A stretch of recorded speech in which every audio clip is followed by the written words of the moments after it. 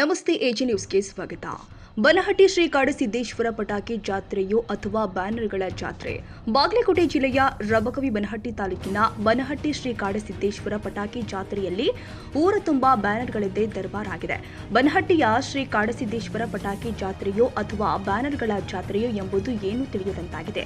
ಬನಹಟ್ಟಿಯ ಊರ ತುಂಬೆಲ್ಲ ಎತ್ತ ನೋಡಿದ್ರೂ ಕೂಡ ಬರೀ ಬ್ಯಾನರ್ಗಳದ್ದೇ ದರ್ಬಾರಾಗಿದೆ.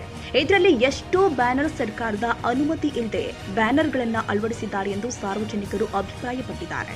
ಉತ್ತರ ಕರ್ನಾಟಕದ ಬನಹಟ್ಟಿಯ ಶ್ರೀ ಕಾಡಸಿದ್ದೇಶ್ವರ ಪಟಾಕಿ ಜಾತ್ರೆ ಬಹಳ ಪ್ರಸಿದ್ಧವಾದದ್ದು. ಶ್ರೀ ಕಾಡಸಿದ್ದೇಶ್ವರ ದೇವರನ್ನ ನೋಡುವ ಮುಂಚೆ ಮೊದಲು ಬ್ಯಾನರ್ಗಳನ್ನ ನೋಡಿ ದೇವರನ್ನ ನೋಡುವ ಪರಿಸ್ಥಿತಿ ನಿರ್ಮಾಣವಾಗಿದೆ. ಸರ್ಕಾರದ ಆದೇಶದಂತೆ ಒಂದು ಬ್ಯಾನರ್ಗೆ ಇಷ್ಟು ಹಣವನ್ನ ಪಾವತಿ ಮಾಡಬೇಕು ಅಂತ ಸರ್ಕಾರ ರೇಟ್ ಅನ್ನ ಫಿಕ್ಸ್ ಮಾಡಿದೆ. ಆದ್ರೆ ರಬಕವಿ ಬನಹಟ್ಟಿ ನಗರಸಭಾ ಅಧಿಕಾರಿಗಳು ಎಷ್ಟರ ಮಟ್ಟಿಗೆ ಯಾವ ಬ್ಯಾನರ್ಗಳಿಗೆ ಅನುಮತಿಯನ್ನ ಕೊಟ್ಟಿದ್ದಾರೆ ಅಥವಾ ಇಲ್ವೋ ಎಂಬುದನ್ನ ತಿಳಿಯದಂತಾಗಿದೆ. ರಬಕವಿ ಬನಹಟ್ಟಿ ನಗರಸಭಾ ಅಧಿಕಾರಿಗಳು ಮೌನ ವಹಿಸಿದ್ದು ಯಾಕೆ? ಸಾರ್ವಜನಿಕರ ಪ್ರಶ್ನೆಯಾಗಿದೆ.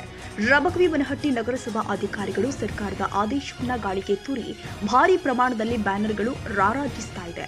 ಅದನ್ನ ನೋಡಿ ಅಧಿಕಾರಿಗಳು ಕೂಡ ಮೌನಕ್ಕೆ ಜಾರಿದ್ದು ಸಾರ್ವಜನಿಕರಲ್ಲಿ ನೋವುಂಟು ಮಾಡಿದೆ.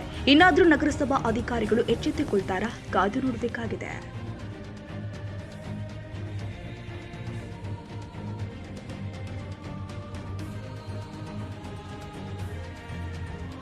ಕನ್ನಡಿಗರ ಮೆಚ್ಚಿನ ನಿಮ್ಮ ಎಜೆ 24/7 ನ್ಯೂಸ್ ಕನ್ನಡ ವಾಹಿನಿ ಇದೀಗ ಟಿವಿಯಲ್ಲಿ ಲಭ್ಯ. ವೇಳೆ ನೋಟಿಸ್ ಕೊಟ್ಟಿದ್ರೆ ವಾಪಸ್ ತಗೋತೀವಿ. ಇವತ್ತು ವಕ್ಫ್ ಪ್ರಾಪರ್ಟಿ ಅಂತೇಳಿ ಬರ್ತದೆ ಅಂತ ಹೇಳಿದ್ರೆ ರೈತರ ಬೀದಿಗೆ ಬದಲು ಏನ್ ಮಾಡ್ಬೇಕಾಗತ್ತೆ? ಯಾರು ವೋಟ್ ಹಾಕಿಲ್ಲ ಅಂದ್ರೆ ಗ್ಯಾರಂಟಿನೆಲ್ಲ ಸ್ಟಾಪ್ ಮಾಡ್ಬಿಡ್ತೀವಿ.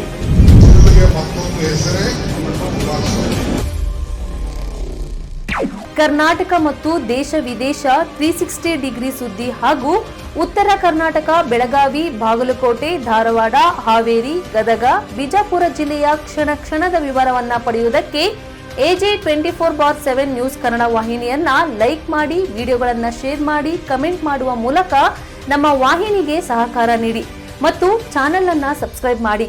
ಧನ್ಯವಾದಗಳು.